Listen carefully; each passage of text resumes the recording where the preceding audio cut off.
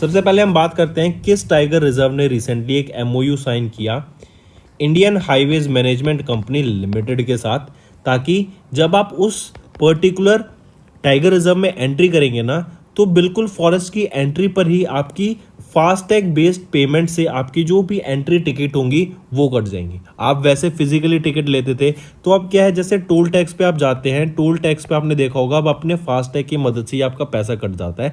तो ऐसे ही आपकी एंट्री के वक्त ऑटोमेटिक आपका पैसा डिडक्ट हो जाए, एंट्री फीस।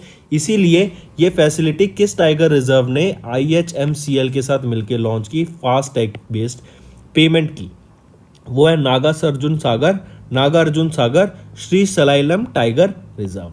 अगला क्वेश्चन ये बन सकता है कि ये टाइगर रिजर्व किस स्टेट में लोकेटेड है, तो ये आपका टाइगर रिजर्व रहेगा आंध्र प्रदेश में, और कुछ पार्ट इसका तेलंगाना में भी आ जाता है। ठीक है, next, according to the data released by CMIE, इन्होंने डाटा रिलीज किया कि जो इंडिया का एम्प्लॉयमेंट रेट है ना, हैज बीन इंक्रीज्ड, बढ़ गया है टू 36.9% इन द मार्च 2023 के क्वार्टर में, जो कि पहले था 36.6% इन दिसंबर 2022। तो कितने परसेंट का जंप हमें देखने को मिला? 0.3% का हमें यहाँ पे जंप देखने को मिला। किसके द्वारा ये डाटा रिलीज किया गया एम्प्लॉयमेंट के, इंडिया की एम्प्लॉयमेंट का? CMIE, centre of monitoring Indian economy के द्वारा ये डाटा रिलीज किया गया है। ठीक है, काफी इंपॉर्टेंट है, इसको मार्क करेंगे। फिर इसी के साथ साथ याद रखेंगे, इंडिया में जुलाई सितंबर से लेकर जनवरी मार्च के बीच में अराउंड 15 मिलियन लोगों ने लेबर फोर्स में ज्वाइन किया। मतलब इतने बच्चे नए आए हैं जिन्होंने जॉब की रिक्वायरमेंट रहेगी, जो कॉलेज से ग्रेजुएट हुए हैं। फिर इसी के साथ साथ अगर मैं पूछूं वो कौन सी स्टेट है जहां पर सबसे ज्यादा अनएम्प्लॉयमेंट देखने को मिलती है, वो कौन सी स्टेट रहेगी? आपकी हरियाणा में सबसे ज्यादा अनएम्प्लॉयमेंट देखने को मिलती है। नेक्स्ट अगर मैं क्वेश्चन पूछूं, जरा बताओ वो किस स्टेट ने टॉप किया GI टैग की लिस्ट में?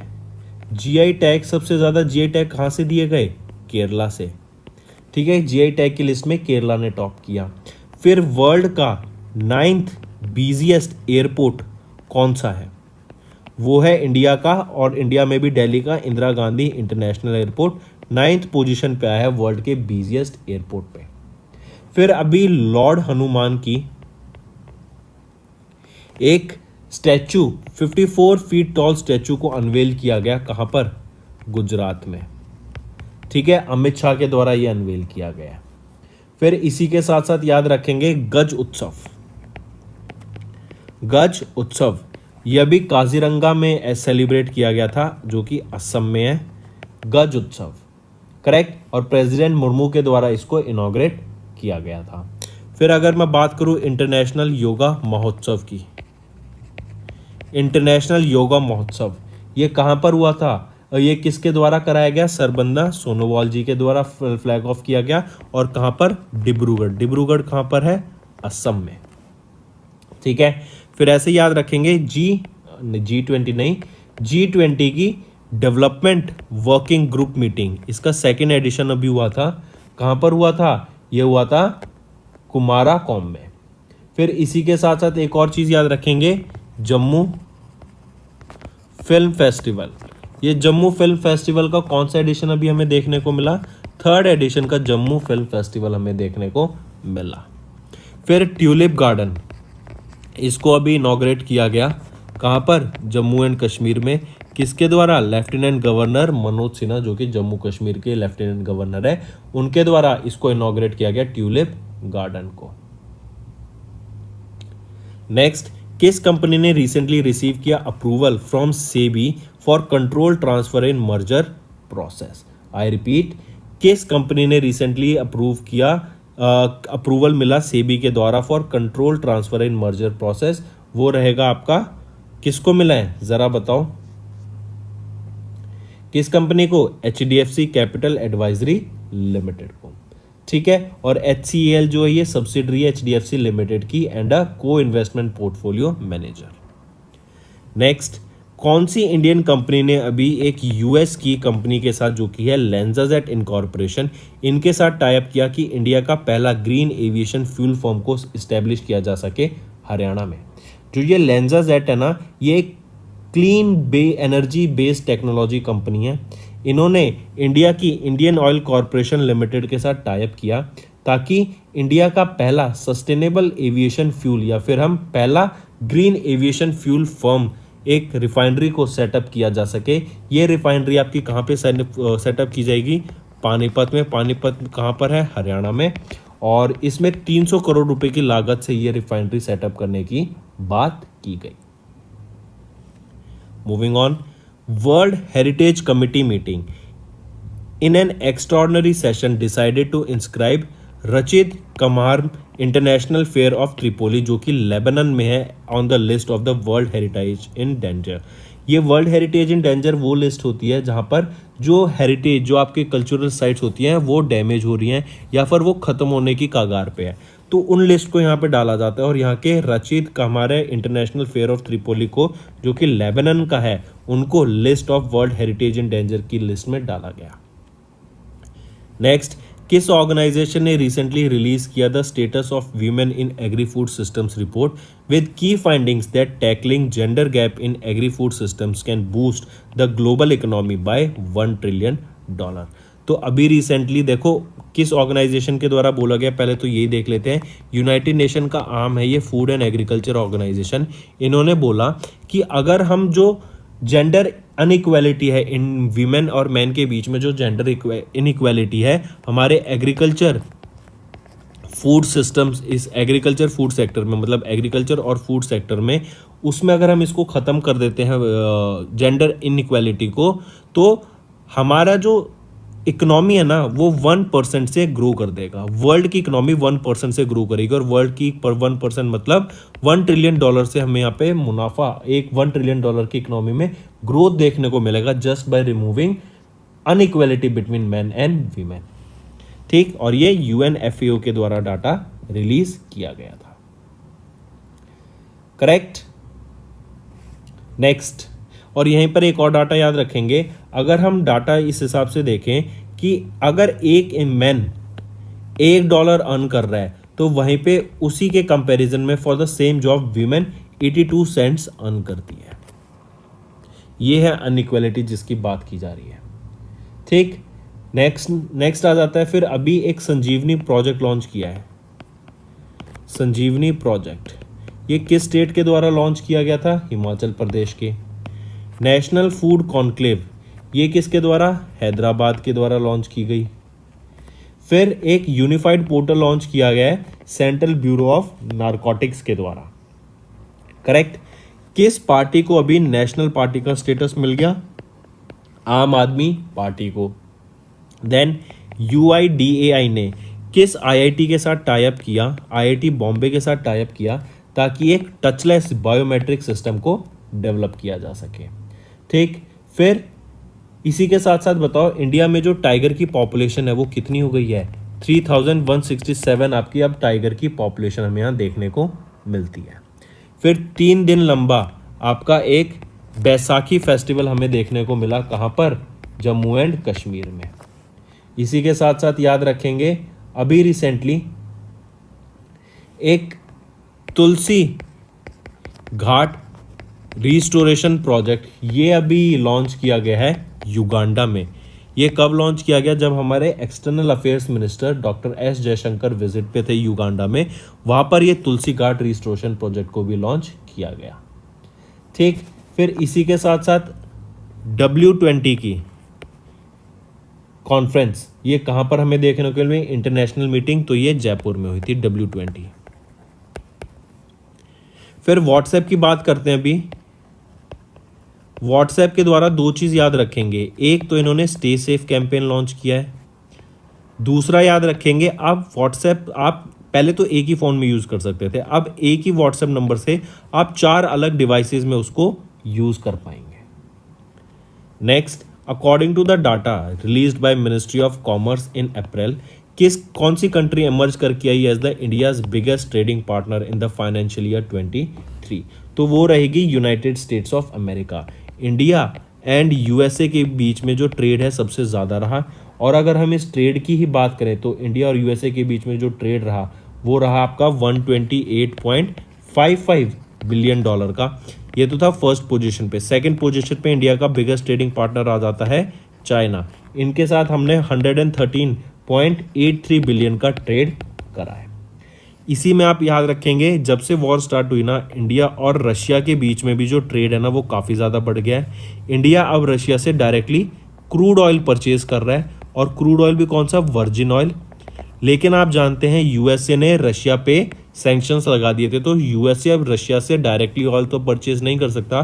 तो अब इंडिया को एज अ मीडियम बना के वो ऑयल इंडिया से परचेज कर रहा है, जो ऑयल इंडिया रशिया से परचेज कर रहा है, और यहाँ पे एज अ मीडिएटर के तौर पे इंडिया भी काफ़ी ज़्यादा बेनिफिट उठा रहा है इसका। Next, who has recently won the 59th edition of Femina Miss India World 2023।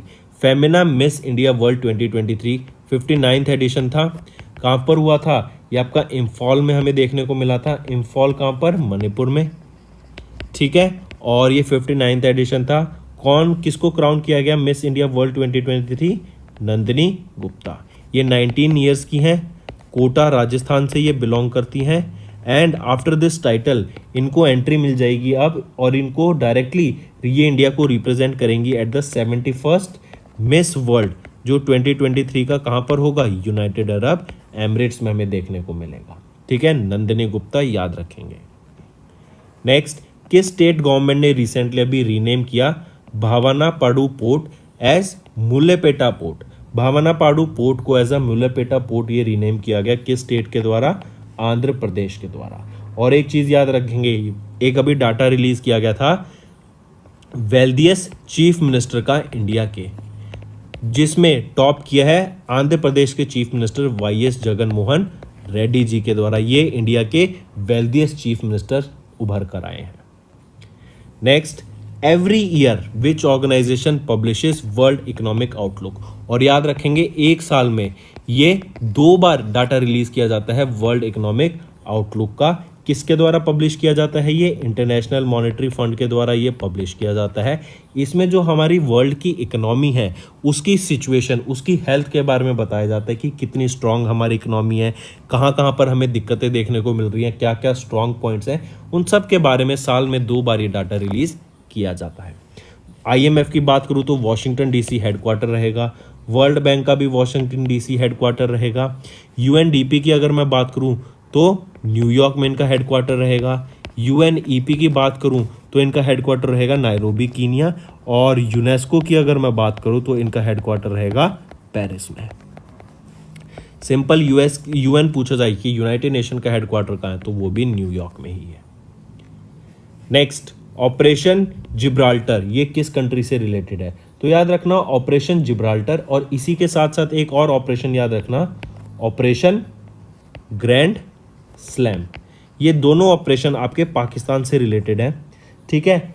44 years ago Zulfikar Ali Bhutto ये प्रेसिडेंट और प्राइम मिनिस्टर थे पाकिस्तान के, और इन्होंने कुछ दिक्कतों के साथ, और इंडिया को ये काफ़ी ज़्यादा मिसट्रस्ट करते थे और हॉस्टाइल इन्वायरमेंट समझते थे, इन्होंने 1965 की वॉर में काफ़ी योगदान दिया था इसी फील्ड में, और इसी को अनाउंस किया गया था international stage that would wage a war for almost 1000 years, ये अगेंस्ट इंडिया। और यही आपका याद रखेंगे ऑपरेशन जिब्राल्टर इन्हीं के द्वारा लॉन्च किया गया था, जुल्फिकर अली भुट्टो के द्वारा। तो डायरेक्टली याद रखेंगे पाकिस्तान का। Next, as of April India is set to acquire armaments worth over $300 million किस कंट्री से फॉर इंडियन नेवी के Navy multi role helicopter MH-60 Romeo choppers.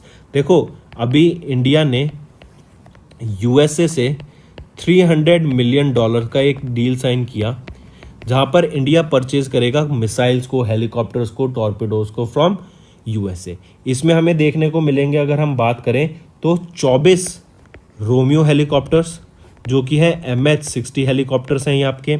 यहीं पर आपको मिसाइल्स देखने को मिलेंगी, ठीक है। यहीं पर आपको 54 MK टॉर्पेडोज देखने को भी मिलेंगे, जो कि परचेज करेंगे हम फ्रॉम ये MK-54, नॉट 54 टॉर्पेडोज, MK-54 ये नाम है टॉर्पेडोज का, जो कि हम परचेज करेंगे फ्रॉम USA। और ये जो टॉर्पेडोज क्या होते हैं, ये भी मिसाइल ही होती हैं, लेकिन ये अंडर वाटर मिसाइल्स को हम टॉर्पेडोज कह देते हैं, ठीक है। तो करेक्ट आंसर हो गया यूएसए से हम परचेज करेंगे ये इक्विपमेंट्स।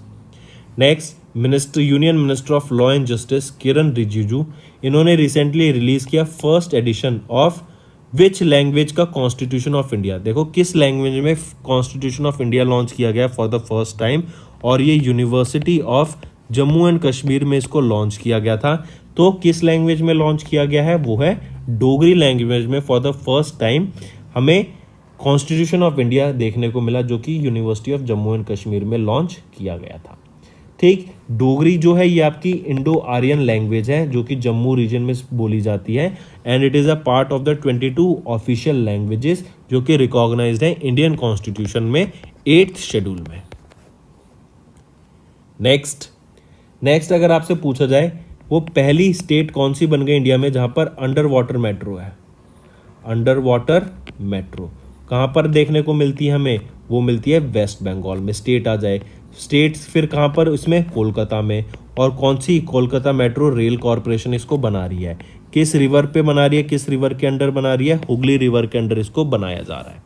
ठीक है, चलिए नेक्स्ट पे आते हैं। फिर इसी के साथ साथ जरा बताओ, आपसे अगर पूछा जाए वर्ल्ड का सेकंड स्ट्रॉन्गेस्ट टायर ब्रांड कौन सा है, वो है हमारा MRF। ठीक, इसी के साथ साथ अगर आपसे पूछा जाए जरा बताओ अभी इंडिया की क्या रैंक रहेगी in terms of AI investment. Artificial intelligence की फील्ड में इन्वेस्टमेंट के तौर पे देखा जाए तो इंडिया 5th नंबर पे आ जाता है और टॉप करता है यूनाइटेड स्टेट्स ऑफ अमेरिका। फिर अगर हम आर्टिफिशियल इंटेलिजेंस की बात करें तो हम जानते हैं AI का एरा स्टार्ट हो गया है, और ये स्टार्ट हुआ with the launch of ChatGPT जो कि OpenAI के द्वारा लॉन्च किया गया था। इसका नया वर्जन GPT-4 भी लॉन्च किया जा चुका है। एंड OpenAI में याद रखेंगे Elon Musk was also one of the early investors, लेकिन इन्होंने बाद में इससे निकल गए थे, और अभी इन्होंने इनका राइवल ट्रुथ GPT भी लॉन्च करने की बात की गई। फिर इसी के साथ साथ याद रखेंगे ChatGPT में, OpenAI के ChatGPT में इन्वेस्ट किया गया था माइक्रोसॉफ्ट के द्वारा। $10 बिलियन का इन्वेस्टमेंट देखने को मिला था। एंड इसी के साथ साथ इसको गूगल किलर भी बोला गया, और गूगल ने फिर रिस्पॉन्स देने के लिए अपना खुद का आर्टिफिशियल इंटेलिजेंस बार्ड लॉन्च किया। Next, India made a contribution of $500,000 to UN women. UN women में यहाँ पे कंट्रीब्यूशन किया गया इंडिया के द्वारा $500,000 का, ताकि जो वीमेन एम्पावरमेंट है उसमें एक कंट्रीब्यूशन के तौर पे इंडिया का ये अमाउंट यूज़ किया जा सके। इसी के साथ साथ याद रखेंगे इंडिया की permanent representative of India to the UN कौन रहेंगी, वो है रुचिरा कंबोज। राइट, ये इंडिया की परमानेंट रिप्रेजेंटेटिव है of India to the UN। फिर यहीं पे इसी के साथ याद रखेंगे इंडिया ने ये तो अमाउंट दिया है UN वीमेन के लिए। इससे पहले लास्ट ईयर इंडिया ने $800,000 भी प्लेज किए थे टू यूनाइटेड नेशन, जहां पर हिंदी की लैंग्वेज को प्रमोट करने की बात की गई थी। ठीक है, UN में। Moving on, dash became the India का पहला commercial bank to connect with Bharat bill payment system for delivering bill payment services through video banking. तो वो रहेगा आपका AU स्मॉल फाइनेंस बैंक। ये इंडिया का पहला कमर्शियल बैंक बन गया जिन्होंने कनेक्ट किया है भारत बिल पेमेंट सिस्टम के साथ, ताकि जो बिल पेमेंट सर्विसेज हैं उसको ऑनलाइन किया जा सके।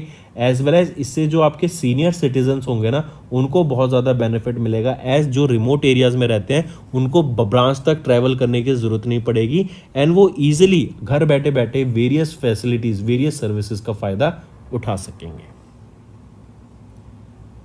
Next, who was recently appointed as the interim managing director and chief executive officer of Karnataka bank.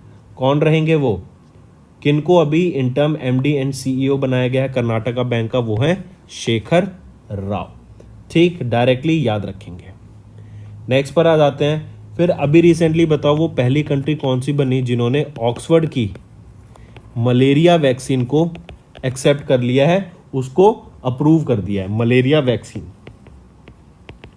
और ये बच्चों के लिए रहेगी ये मलेरिया वैक्सीन। कौन सी कंट्री है जिन्होंने अप्रूव किया, वो है आपकी घाना। ठीक है, घाना वो पहली कंट्री बन गई जिन्होंने ऑक्सफोर्ड की मलेरिया वैक्सीन को बच्चों के लिए अप्रूव कर दिया है। ठीक, फिर इसी के साथ साथ अगर मैं आपसे पूछूं, बताओ जरा किनको वेलस्पन न्यू एनर्जी के सीईओ अपॉइंट किए गए हैं? वो है कपिल महेश्वरी। देन किनको national rifle association of India का प्रेसिडेंट अपॉइंट किया है? वो है कल्कीकेश सिंह दियो। देन इसी के साथ साथ बताओ किनको एयू स्मॉल फाइनेंस बैंक का नया एमडी एंड सीईओ अपॉइंट किया गया है? संजय अग्रवाल को। टीसीएस के नए सीईओ के कृतिवासन बने हैं। ठीक है, फिर इसी के साथ साथ जरा बताओ अभी किनको young urologist of the year award से सम्मानित किया गया? वो है नित्या अब्राहम। एंड सीआर राव को बेस्ट अवार्ड स्टैटिस्टिक्स का टॉप अवार्ड से भी सम्मानित किया गया। नेक्स्ट, किस यूनियन मिनिस्टर ने युवा पोर्टल लॉन्च किया and 1 week 1 programme to help in connecting and identifying potential young startups? I repeat, name the union minister जिन्होंने रिसेंटली युवा पोर्टल लॉन्च किया एंड 1 वीक 1 प्रोग्राम लॉन्च किया to help in connecting and identifying potential young startups. कौन है वो? वो है जितेंद्र सिंह। इन्हीं के द्वारा ये युवा पोर्टल लॉन्च किया गया। युवा की फुल फॉर्म देखी जाए तो यंग अपकमिंग वर्सेटाइल ऑथर्स रहेगी। फिर इसी के साथ 1 वीक 1 प्रोग्राम की बात करें, ये national physical laboratory new Delhi में लॉन्च किया गया था और ये एनपीएल, ये एक सीएसआईआर का ही पार्ट रहेगा, याद रखना। और CSIR council of scientific and industrial research, जो कि इंडिया में अक्रॉस फैली हुई है, इनकी अलग अलग ब्रांच, अलग अलग इनकी जो लैब्स हैं, उन लैब्स को शोकेस करने के लिए कि वहाँ पे क्या क्या काम किया जाता है, उससे क्या क्या बेनिफिट मिल सकता है, उसका रिसर्च वर्क आगे जो स्टार्टअप्स उन फील्ड से रिलेटेड है उनको हेल्प कराने के लिए ये 1 वीक 1 प्रोग्राम भी लॉन्च किया गया था। ये 1 वीक 1 लैब प्रोग्राम की बात करें तो ये 17 से लेके 21 अप्रैल के बीच में ऑर्गेनाइज कराया गया। ठीक है, चलिए नेक्स्ट पे आते हैं। In April dash became the first state in India to adopt a water budget to tackle water shortage in summer. तो याद रखना, वाटर शॉर्टेज को टैकल करने के लिए वो पहली इंडिया की स्टेट कौन सी बनी जिन्होंने एक वाटर बजट को अडॉप्ट किया है? वो है केरला। ठीक है, Kerala became the first state in India to adopt a water budget to tackle the water shortage in summer.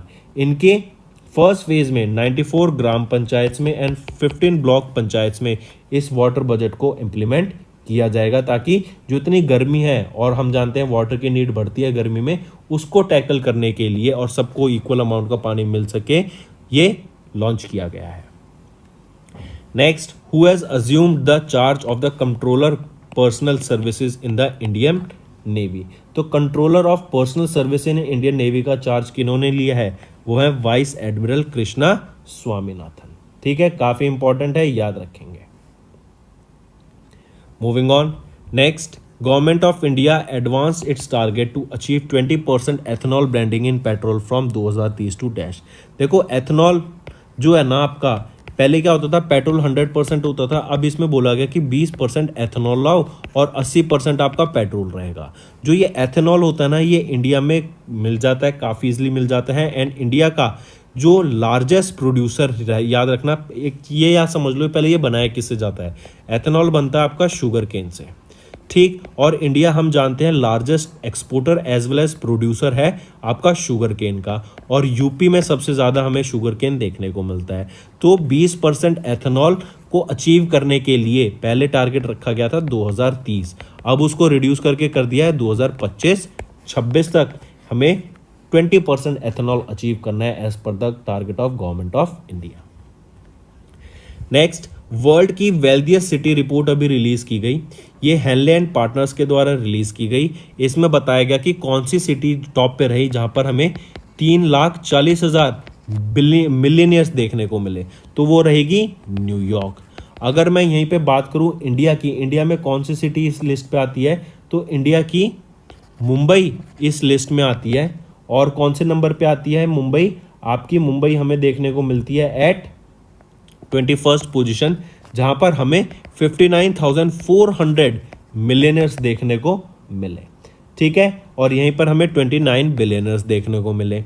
अगर मैं बात करूं दिल्ली की, तो दिल्ली में हमें ऑलमोस्ट 16 बिलियनर्स देखने को मिले, बेंगलोर में हमें 8 बिलियनर्स देखने को मिले, कोलकाता में 7 बिलियनर्स और हैदराबाद तेलंगाना में 5 बिलियनर्स। तो करेक्ट ऑप्शन आ जाता है न्यूयॉर्क यूएसए। 21st पोजीशन पे आता है हमारा मुंबई और टॉप पर रहा हमारा न्यूयॉर्क यूएसए, जहां पर हमें 3,40,000 बिलियनर्स देखने को मिले हैं। ठीक है, चलिए, और ये डाटा किसके द्वारा, हेनले एंड पार्टनर्स के द्वारा इस डाटा को रिलीज किया गया था। वर्ल्ड्स वेल्थिएस्ट सिटीज ये रिपोर्ट रहेगी। नेक्स्ट आ जाता है according to the state of the world population 2023 की रिपोर्ट, जो कि यूनाइटेड नेशन पॉपुलेशन फंड के द्वारा रिलीज की गई। यहां पर बताया गया कि इंडिया ने ओवरटेक किया चाइना को to become the most populous nation in the world with dash population. तो याद रखना, इंडिया ने अभी चाइना को सरपास कर दिया टू बिकम द वर्ल्ड का मोस्ट पॉपुलेटेड नेशन, और इंडिया की जो पॉपुलेशन अभी निकल के सामने आई है वो कितनी है, 142.86 करोड़। ठीक है, ये data United nation population fund के द्वारा डाटा रिलीज किया जाता है। चलिए, और यहीं पे चाइना की मैं बात करूं तो 142.57 करोड़ यहां चाइना की पॉपुलेशन रहेगी। Next, the Indian banks association IBA ने कॉन्स्टिट्यूट की एक dash member working group committee, जो कि एसेट रिकंस्ट्रक्शन कंपनी के ऊपर काम करेगी। जो एआरसीज होते हैं उनके ऊपर ये काम करेगी, उनके ऊपर रिपोर्ट बनाएगी। तो इसके लिए कितने मेंबर की कमेटी सेटअप की गई आईबीए के द्वारा, 4 मेंबर की कमेटी सेटअप की गई आरबीआई के द्वारा, आईबीए के द्वारा, नॉट आईबीआई, आईबीआई के द्वारा, नॉट आरबीआई। ठीक है, कंफ्यूज मत होना, आईबीए के द्वारा, इंडियन बैंक्स एसोसिएशन के द्वारा। नेक्स्ट अगर मैं आपसे बात करूं, एक्सरसाइज कवच कहां पे हुई थी ये exercise, Andaman and Nicobar command में हुई थी। ठीक है, फिर इसी के साथ साथ याद रखना, आईसीसी T20 क्रिकेट में पहली फीमेल एम्पायर कौन बनी, किम कॉटन वो पहली वीमेन एम्पायर बनी है, याद रखना। ठीक, फिर इसी के साथ साथ अगर मैं आपसे कुछ इंपॉर्टेंट डेज पूछूं, जैसे जरा बताओ, 15 अप्रैल को हम ऑब्जर्व करते हैं वर्ल्ड आर्ट डे, 16 अप्रैल को हम ऑब्जर्व करते हैं वर्ल्ड वॉइस डे, 14 अप्रैल को हमने ऑब्जर्व की 132वीं अंबेडकर जयंती, 14 अप्रैल को ही वर्ल्ड चगास डिजीज डे भी ऑब्जर्व किया जाता है, और 13 अप्रैल को हमने ऑब्जर्व किया था जलियांवाला बाग मैसेकर, 1919 में हुआ था, ये भी याद रखेंगे, अमृतसर पंजाब में। Next, which state governments e-governance agency recently signed an MOU with Indian Bank to offer payment aggregator service.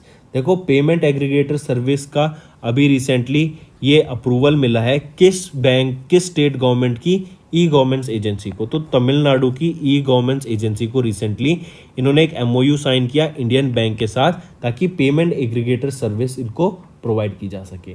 इन दोनों के बीच में टाई अप से क्या होगा कि जो भी गवर्नमेंट के डिपार्टमेंट्स रहेंगे ऑफ तमिलनाडु, उनको एक पेमेंट रिलेटेड नीड से रिलेटेड जो भी प्लग एंड प्ले प्लेटफॉर्म की रिक्वायरमेंट होगी वो डायरेक्टली मिल जाएगा। ठीक है, तो तमिलनाडु के ई-गवर्नेंस एजेंसी ने MOU साइन किया किसके साथ, इंडियन बैंक्स के साथ।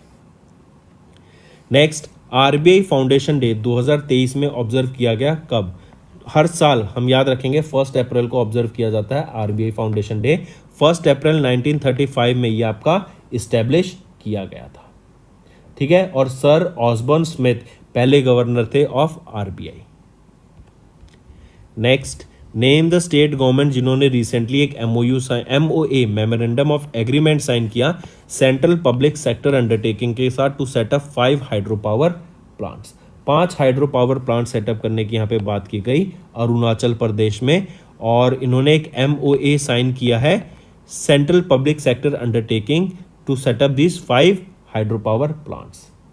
ठीक, और यहाँ पर 40,000 करोड़ रुपए की लागत लगेगी, आने वाले 5 से 7 सालों में ये आपके बन के रेडी हो जाएंगे। एंड यहाँ पर एक्सपेक्टेड है कि हर साल हम 500 करोड़ का रेवेन्यू जनरेट करेंगे एंड 100 करोड़ जनरेट किए जाएंगे for local area development. Next, किस स्टेट ने रिसेंटली होस्ट किया a 2-day science conclave on clean energy for green future as a part of G20 meeting for the first time. तो त्रिपुरा के द्वारा ये आपकी 2 दिन की science conclave on clean energy for a green future observe की गई है G20 की meeting for the first time. ठीक है। 3 और 4 अप्रैल को ये ऑब्जर्व किया जाएगा इंटरनेशनल फेयर ग्राउंड में, जो कि अगरतला है। अगरतला में ये, अगरतला कैपिटल रहेगी त्रिपुरा की, वहां पर ये आपकी ऑब्जर्व की जाएगी। Next, which bank has recently signed $100 million long-term credit deal with JBIC, that is your Japan Bank for International Cooperation, to assist Indian firms interested in purchasing Japanese construction equipment।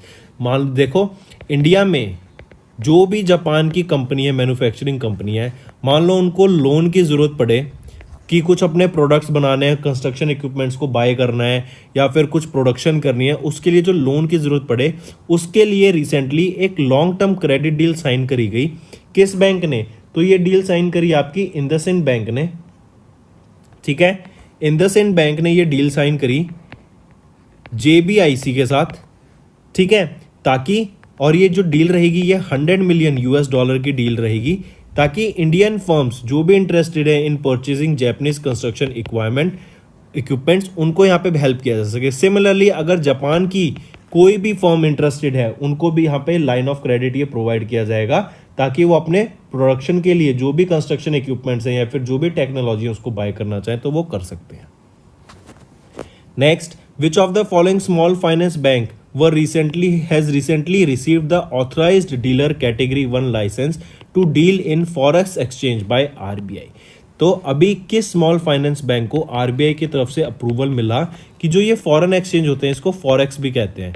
ये basically क्या होता है कि आप अपनी जो दूसरी countries की करेंसी है उसमें ट्रेड कर सकते हैं। जैसे आप सिमिलरली स्टॉक्स में ट्रेड करते हैं ना, वैसे ही आप फॉरेक्स में करेंसीज को बाय एंड सेल कर सकते हैं। उसके लिए कैटेगरी 1 का लाइसेंस अभी रिसीव किया गया। किस स्मॉल फाइनेंस बैंक के द्वारा? AU small finance bank and AU Equitas small finance bank, इन दोनों को अभी ये कैटेगरी 1 लाइसेंस मिला। किसके द्वारा? RBI के द्वारा। नेक्स्ट, RBI ने रिसेंटली एक्सेप्ट किया beads worth 5,500 crore rupees at an auction for switching and conversion of the 5 Government of India bonds against the notified amount of 11,000 crore rupees। Next आ जाता है फिर किस गवर्नमेंट की डिपार्टमेंट या centre ने अभी डेवलप किया एक portal and application in collaboration with union ministry of agriculture and farmers welfare. तो किसके द्वारा ये डेवलप किया गया है? और इसी के साथ याद रखना, जो ये एप्लीकेशन एंड पोर्टल की बात कर रहा है उसका नाम क्या है? साथी। साथी क्या है? बेसिकली जो सीड्स होते हैं ना, आपके बीजों को, अच्छी क्वालिटी के सीड्स को फार्मर्स तक पहुंचाने की यहाँ पे बात की गई, ताकि जो खराब बीज है वो ना जाए और उससे जो ग्रोथ है, आपकी जो प्रोडक्शन है, उस पर हैम्पर वो ना हो सके।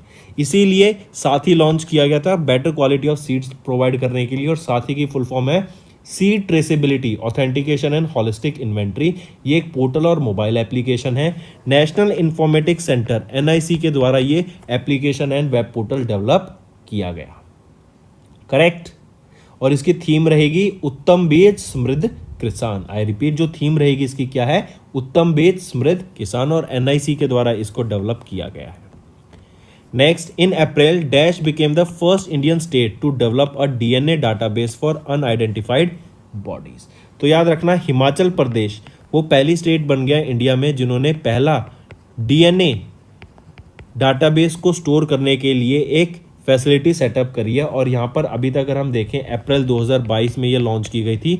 उसके बाद से अभी तक 150 ऐसे DNA सैंपल्स को हम स्टोर कर चुके हैं of unidentified bodies. Moving on, next, WHO इन्होंने रिसेंटली लॉन्च किया पहला mRNA वैक्सीन टेक्नोलॉजी हब। कहाँ पर? तो ये केप टाउन साउथ अफ्रीका में लॉन्च किया गया है WHO के द्वारा पहला mRNA वैक्सीन टेक्नोलॉजी हब को। ठीक है, not first, it is the officially WHO के द्वारा ये mRNA वैक्सीन टेक्नोलॉजी हब को लॉन्च किया गया केप टाउन साउथ अफ्रीका में। कोविड-19 के दौरान इसको लॉन्च किया गया था, ताकि जो स्ट्रगलिंग नेशंस हैं, जो पुअर कंट्रीज हैं, उनको लाइफ सेविंग वैक्सीन्स और मेडिकेशन से प्रोवाइड किया जा सके, हेल्प प्रोवाइड की जा सके। राइट। फिर इसी के साथ याद रखेंगे, साउथ अफ्रीका वो पहली कंट्री बन गई थी जिन्होंने सैटेलाइट लॉन्च करी है that is specifically dedicated to agriculture sector. Agriculture sector को डेडिकेटेड एक सैटेलाइट लॉन्च की गई साउथ अफ्रीका के द्वारा, जो कि हर महीने आपका $1 मिलियन तक का रेवेन्यू जनरेट करके दे रही है। नेक्स्ट, अटल इनोवेशन मिशन या फिर किस ऑर्गेनाइजेशन ने अटल innovation mission of NITI Aayog इनके साथ टाइप किया, एक वाइट पेपर लॉन्च किया जो कि इंडिया के ग्लोबल एग्रीटेक लीडर्स हैं, जो कि स्टार्टअप्स आने वाले हैं नए नए, उनको उनका जो शोकेस रहेगा कि मतलब वाइट पेपर बेसिकली क्या बताता है कि आने वाले टाइम में अगर एक कंपनी है तो वो कैसे परफॉर्म करेगी, क्या उसके चैलेंजेस रहेंगे, क्या क्या वो आपके टेक्नोलॉजी पे वर्क करेगी, किस पर्टिकुलर सेक्टर में वो वर्क करेगी और कैसे वो वर्क करेगी। तो इन सब चीज़ों के बारे में वाइट पेपर प्रोवाइड करते हैं टू वेरियस सॉल्यूशन कि जो एग्रीकल्चर स्टार्टअप्स रहेंगे, एग्रीकल्चर सेक्टर में टेक्नोलॉजी से रिलेटेड स्टार्टअप रहेंगे बहुत नेशनल और इंटरनेशनल लेवल, वो जो प्रॉब्लम फेस करेंगे उसको कैसे टैकल किया जाएगा, इसके लिए एक वाइट पेपर लॉन्च किया गया। किसके द्वारा मिलके? तो याद रखना वो है United Nations capital development fund. इन्होंने एम ऑफ नीति आयोग के साथ मिलके ये लॉन्च किया, ताकि वाइट पेपर लॉन्च किया ताकि जो इस फील्ड में जो स्टार्टअप्स भी आएंगे ना, उनको भी जो चैलेंजेस फेस करने पड़ेंगे वो कैसे उनको एड्रेस करेंगे, क्या क्या टेक्नोलॉजी यूज़ की जाएगी, फूड सिक्योरिटी के ऊपर, सप्लाई चेंज के ऊपर, क्लाइमेट चेंज के ऊपर यहाँ पर मिलके काम करने की बात की गई। Next, which country recently received certificate of registration from RBI to operate as NBFC? तो कौन सी कंपनी रहेगी? वो है इनप्राइम फिनसर्व। इस कंपनी ने भी सर्टिफिकेट ऑफ रजिस्ट्रेशन रिसीव किया आरबीआई से to operate as NBFC. Moving on, next, किस बैंक ने अभी सिक्योर किया पहला रैंक इन ईज इंडेक्स? यह enhanced access and service excellence reforms index रहेगा, थर्ड क्वार्टर का है फॉर फिस्कल ईयर 23। ये आईबीए इंडियन बैंक्स एसोसिएशन के द्वारा लॉन्च किया गया था। पूछा जा रहा है कि किस बैंक ने रिसीव किया ये EASE index, has receive the first rank in this EASE index? तो वो रहेगा यूनियन बैंक ऑफ इंडिया ने रिसीव किया first rank in the EASE index.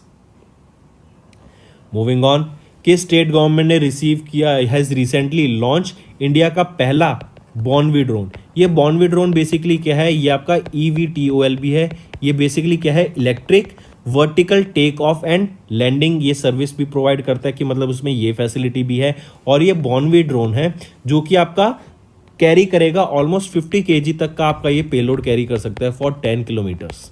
ठीक, पूछा जा रहा है किस स्टेट के द्वारा ये बॉर्नवी ड्रोन को लॉन्च किया गया था? तो ये ओडिशा के द्वारा लॉन्च किया गया था। और ओडिशा में भी ओडिशा स्किल कॉन्क्लेव हुई थी अभी 2023 के, उसके ओपनिंग डे पे इसको लॉन्च किया गया था। And this is a first of its kind heavy lift logistics drone, बॉर्नवी एरो नाम रहेगा, बॉर्नवी एरो। ठीक है, काफ़ी इंपॉर्टेंट, ये आपका ड्रोन काफ़ी इंपॉर्टेंट एक वाइटल रोल प्ले करेगा, जैसे डिजास्टर मैनेजमेंट में या इमरजेंसी इवैक्यूएशन करनी है, food relief, fire fighting, medical supply, या किसी एरिया में फ्लड आ जाती है तो वहाँ तक उसका सर्वेलेंस के लिए, वहाँ तक इमरजेंसी सप्लाई पहुँचाने के लिए भी ये काम करेगा। नेक्स्ट, पूछा जा रहा है कि AIIB का हेडक्वार्टर कहाँ पर लोकेटेड है? एशियन इंफ्रास्ट्रक्चर इन्वेस्टमेंट बैंक का हेडक्वार्टर कहाँ पर है? बीजिंग, चाइना में।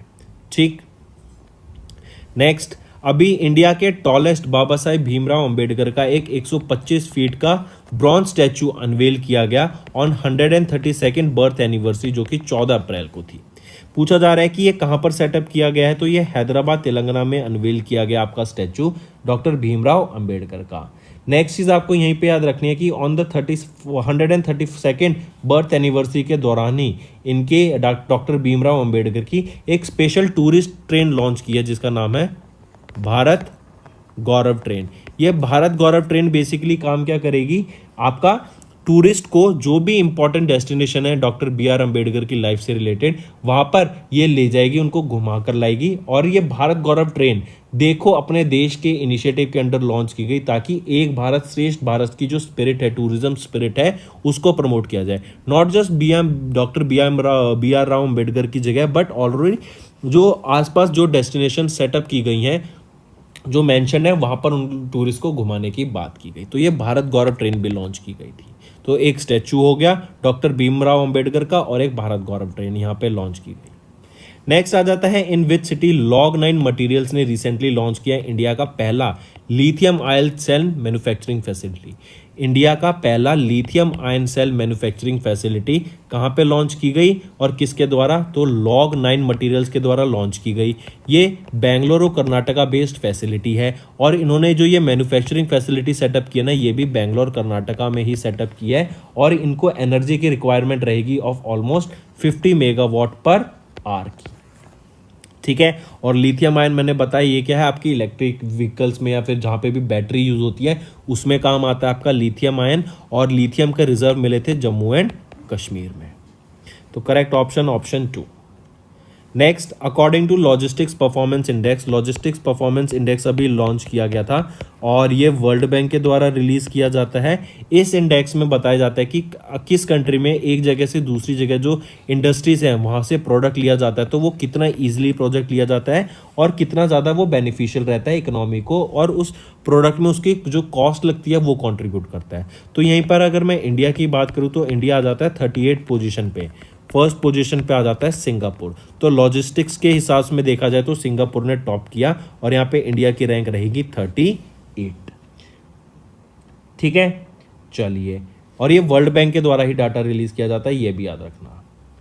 नेक्स्ट, नेम द बैंक जिन्होंने रिसेंटली एक EMI फैसिलिटी लॉन्च की आपकी UPI के साथ। UPI हम जानते हैं, हम एक बैंक अकाउंट से दूसरे बैंक अकाउंट में पैसा ट्रांसफर कर सकते हैं। ठीक है, और फिर हमने देखा पहले ये डेबिट कार्ड से होता था, फिर कई बैंकों ने क्रेडिट कार्ड से भी लॉन्च कर दिया। अब एक बैंक ऐसा है जिन्होंने लॉन्च किया है EMI फैसिलिटी ऑन UPI, मतलब मान लो आपका 10,000 का कोई परचेज है, आप उसको ईजिली UPI में कन्वर्ट कर सकते हैं ऑफ 3, 6 एंड 9 मंथ्स की EMIs में। तो ये फैसिलिटी कौन से बैंक के द्वारा? ICICI बैंक के द्वारा लॉन्च की गई है। नेक्स्ट, मॉर्गन स्टैनली, इनके द्वारा अभी GDP का डाटा रिलीज किया गया इंडिया की, जिसमें बताया गया कि जो इंडिया का GDP डाटा है फॉर फिस्कल ईयर 24 वो कितना रहेगा? 6.2% का। यहीं पे अगर मैं बात करूं, मिनिस्ट्री ऑफ फाइनेंस ने 7% प्रोजेक्ट किया है इंडिया की GDP ग्रोथ रेट, वहीं पे मॉर्गन स्टैनली ने 6.2% प्रोजेक्ट करी है। नेक्स्ट आ जाता है इसरो। इसरो क्वेश्चन है कि इसरो ने अभी रिसेंटली लॉन्च किया PSLV C-55 rockets with 2 country satellites, TeLEOS EOS, and इसी के साथ साथ एक और सैटेलाइट का नाम याद रखेंगे, वो है ल्यूमिलाइट 4।